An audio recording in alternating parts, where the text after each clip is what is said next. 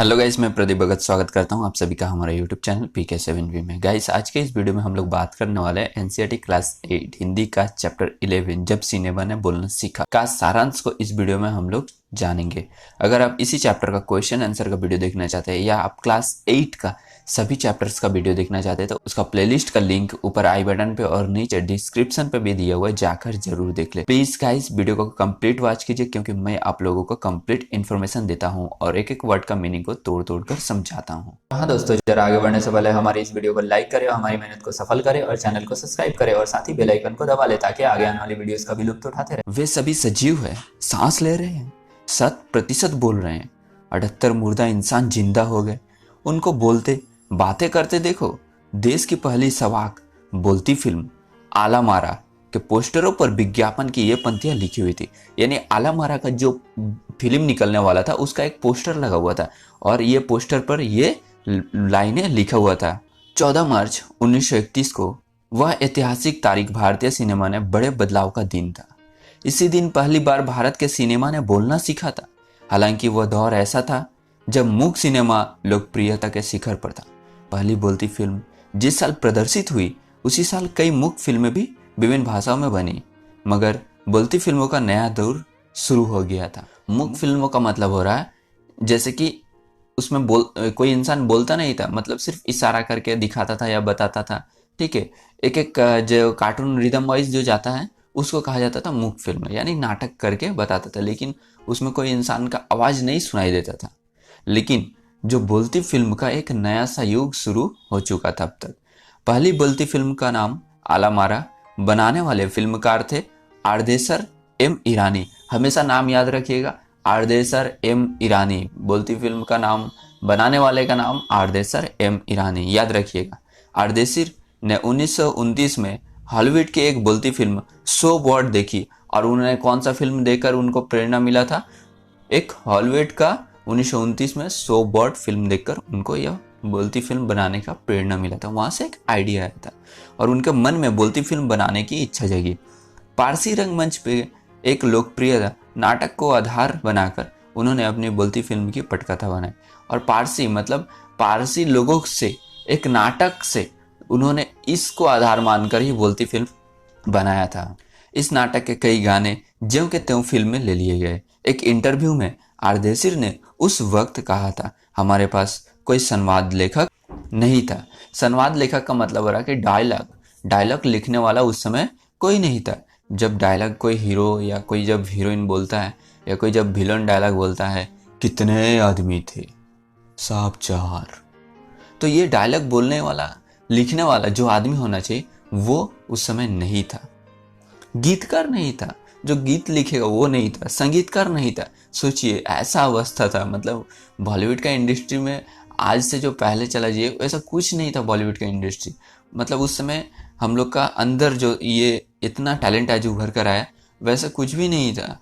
लोग अपने बस खाना पीना हो गया बस हो गया, ये सब मनोरंजन वगैरह में उतना रुचि नहीं लेते थे। इन सब की शुरुआत होनी थी, अब इन सब का शुरुआत हो चुका था और हो रहा था।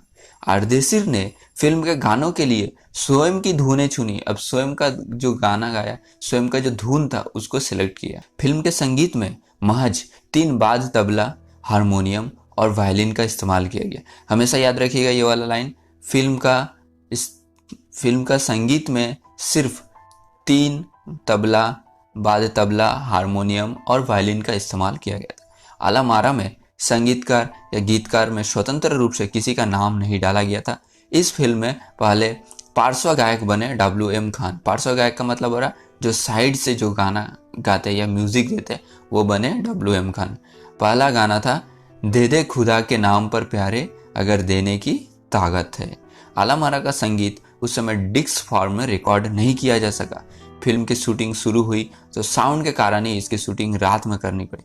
मतलब उस समय जो साउंड इफेक्ट जो होता था या डायलॉग जो बोला जाता था उस समय क्या होता है, जैसे कि आप बाहर में कोई शूटिंग कर रहे हैं और आपका बगल में कारखाना या रास्ता है तो उसका नॉइस आ जाता है। जैसे कि मेरा वीडियो में कभी कभी गाड़ी का पेंक पेंक करके नॉइस आता है, तो सॉरी आप लोगों को बुरा लगता होगा, लेकिन क्या करूँ, मेरा जो घर है वो रास्ते के बगल में ही है और इसलिए ये आपको नॉइस सुनने को मिलता है। तो सॉरी गाइस, थोड़ा सा एडजस्ट कर लेना। आप लोगों को अच्छा लगता है तो कमेंट करके ज़रूर बताना।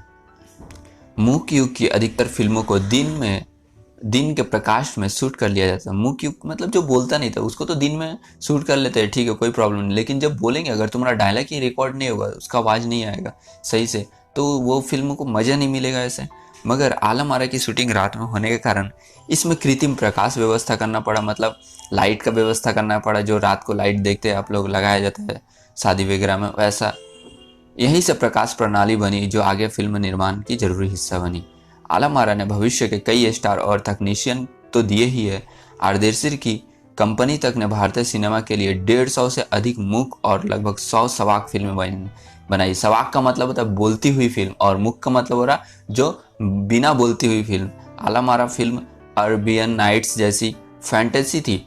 फिल्म में हिंदी उर्दू के मेल वाली हिंदुस्तानी भाषा को लोकप्रिय बनाया। इसमें गीत, संगीत तथा नृत्य के अनोखे संयोजन थे। फिल्म की नायिका जुबैदा थी, नायक थे विट्ठल। वे उस दौर के सर्वाधिक पारिश्रमिक पाने वाले स्टार थे, मतलब उस समय के ज़्यादा वेतन पाने वाले, ज़्यादा पैसा मिलता था उन लोगों को। उनके चयन को लेकर एक किस्सा भी काफ़ी चर्चित थे। विट्ठल को उर्दू बोलने में मुश्किलें आती थी। पहले उनका बतौर नायक चयन किया गया, मगर इसी कमी के कारण उन्हें हटाकर उनकी जगह महबूब को नायक बना दिया गया। विट्ठल नाराज हो गए और अपना हक पाने के लिए उन्होंने मुकदमा कर दिया, यानी केस कर दिया कि अरे भाई, मैं इस लायक हूँ, मैं इतना फेमस स्टार हूँ, मुझे इसका मिलना चाहिए, मैं पहली बोलती फिल्म बनाने वाला हूँ, तुम कहाँ से आ गया? अगर मुझे उर्दू नहीं आती तो ठीक है, मुझे टाइम दीजिए, मैं खुद को इम्प्रूव करूँगा उर्दू बोलने में। तो इस ये बात को विट्ठल को अच्छा नहीं लगा और उन्होंने कोर्ट में केस कर दिया। उस दौर उनका मुकदमा मोहम्मद अली जिन्ना ने लड़ा। किसका मुकदमा? विट्ठल का मुकदमा। जो वकील थे, ये वकील का नाम है मोहम्मद अली जिन्ना, ये वकील ने उनका मुकदमा लड़ा। तब वे मशहूर वकील हुआ करते थे। विट्ठल मुकदमा जीत गए और भारत की पहली बोलती फिल्म के नायक बन गए। उनकी कामयाबी आगे भी जारी रही। मराठी और हिंदी फिल्मों में वे लंबे समय तक नायक और स्टंटमैन के में सक्रिय रहे।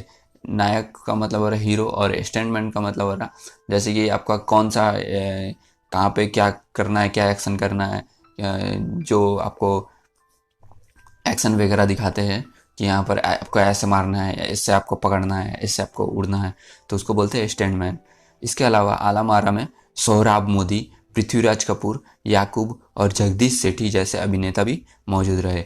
आगे चलकर जो फिल्म उद्योग के प्रमुख स्तंभ बने, आगे चल के ये सब लोग बहुत ही फेमस हुए। यह फिल्म 14 मार्च 1931 को मुंबई के मैजेस्टिक सिनेमा में प्रदर्शित हुई। फिल्म 8 सप्ताह तक हाउसफुल चली और भीड़ इतनी उमड़ती थी कि पुलिस के लिए नियंत्रण करना मुश्किल हो जाया करता था। समीक्षकों ने इसे भड़कीली फैंटेसी फिल्म करार दिया था, मगर दर्शकों के लिए यह फिल्म एक अनोखा अनुभव था।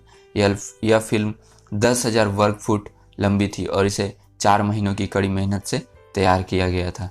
सवाक फिल्मों के लिए पौराणिक कथाओं, पारसी रंगमंच के नाटकों, अरबी प्रेम कथाओं को के रूप में चुना गया। इनके अलावा कई सामाजिक विषयों वाली फिल्में भी बनी। ऐसी ही एक फिल्म थी खुदा की शान। इसमें एक किरदार महात्मा गांधी जैसा था। इसके कारण सवाक सिनेमा को ब्रिटिश प्रशासकों की तीखी नज़र का सामना करना पड़ा। सवाक सिनेमा के लिए यानी क्या हुआ, सवाक फिल्मों में जब मतलब ये गांधी जी का रोल इन लोगों ने लिया और खुदा की शान के नाम में इन्होंने जब मूवी बनाया, तब ब्रिटिश गवर्नमेंट उस समय था, तो ब्रिटिश गवर्नमेंट इन लोगों के ऊपर बहुत ही भड़का, इन लोगों को बहुत ही डाटा वगैरह, इनका फिल्म भी यहाँ तक कि बैन भी कर दिया जाना चाहता था और इनको जेल में डाल दिया जाना चाहता था। सोचिए अंग्रेज इतना क्रूर थे। सवाक सिनेमा के नए युग की शुरुआत कराने वाले निर्माता निर्देशक आर्देशिर इतने विनम्र थे कि जब 1956 में आलम आरा के प्रदर्शन के 25 वर्ष पूरे होने पर उन्हें सम्मानित किया गया और उन्हें भारतीय सवाक फिल्मों का पिता कहा गया, तो उन्होंने उस मौके पर कहा, मुझे इतना बड़ा खिताब देने की ज़रूरत नहीं है, मैंने तो देश के लिए अपने हिस्से की ज़रूरत की योगदान दिया।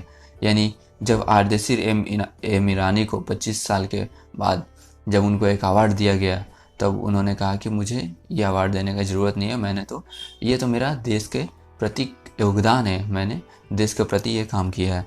जब पहली बार सिनेमा ने बोलना सीख लिया, सिनेमा ने काम करने के लिए पढ़े लिखे अभिनेता अभिनेत्रियों की ज़रूरत भी शुरू हुई, क्योंकि अब संवाद भी बोलने थे, सिर्फ अभिनय से काम नहीं चलने वाला था। यानी डायलॉग डायलॉग किसको बोलना पड़ता था? जो एक्टर्स हो रहे थे उनको डायलॉग बोलना पड़ता था।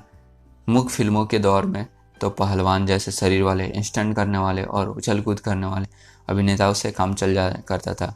अब उन्हें संवाद बोलना था और गायन की प्रतिभा की कद्र भी होने लगी, यानी गाना का भी अब कद्र होने लगा। इसलिए आला मारा के बाद आरंभिक सभाग और फिल्मों की दौर में कई गायक अभिनेता बड़े पर्दे पर नजर आने लगे। हिंदी उर्दू भाषाओं का महत्व बढ़ा।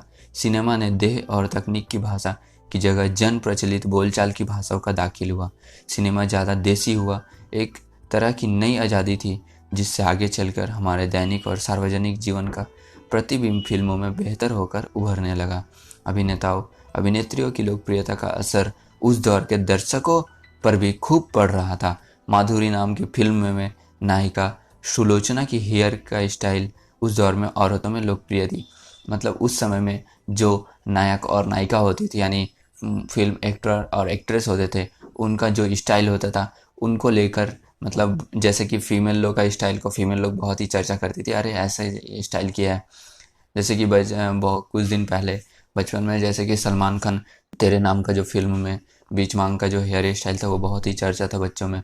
उनको देखकर बच्चे भी बीच मांग का स्टाइल करने कर रहे थे।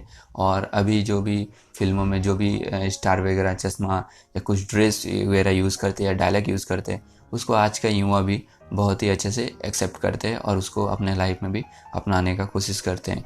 लेकिन हाँ, ऐसा नहीं कि जो मूवी में टीवी में दिखाई दे रहा है वह वास्तविक जीवन में परिपूर्ण है, ऐसा कभी नहीं है। वास्तविक जीवन और जो मूवी का जीवन है, यानी टीवी में हम लोग जो देख रहे हैं, पूरा तरह से अलग है। एक्टर्स लोग अपने लाइफ में वैसे असल ज़िंदगी नहीं जीते हैं। तो आप भी इन मूवी को देखकर कभी भी उत्तेजना में आकर सेम उन्हीं के जैसा बनने की कभी भी मत सोचे। ये गलत धारणा अपने मन से निकाल दे। औरतें अपनी केस सज्जा की उसी तरह कर रही थी। आर्देशिर ईरानी की फिल्मों में भारतीयों के अलावा ईरानी कलाकारों ने भी अभिनय किया था। स्वयं आला मारा भारत के अलावा श्रीलंका, बर्मा और पश्चिम एशिया में पसंद की गई। भारतीय सिनेमा के जनक फाल्के को सबाक सिनेमा के जनक आर्देशिर ईरानी की उपलब्धि को अपनाना ही था, क्योंकि वहाँ से सिनेमा का एक नया युग शुरू हो गया था। प्रदीप तिवारी। आई होप आप लोगों को यह चैप्टर अच्छी तरह से समझ में आ गया है। अगर आपको यह चैप्टर अच्छी तरह से समझ में आ गया तो वीडियो को कर दीजिए लाइक और चैनल को कर लीजिए सब्सक्राइब और शेयर कर दे अपने फ्रेंड्स सबको व्हाट्सएप ग्रुप में। मैं प्रदीप भगत मिलता हूँ आप लोगों से एक नए वीडियो में एक नए टॉपिक के साथ। तब तक के लिए जय हिंद, वंदे मातरम।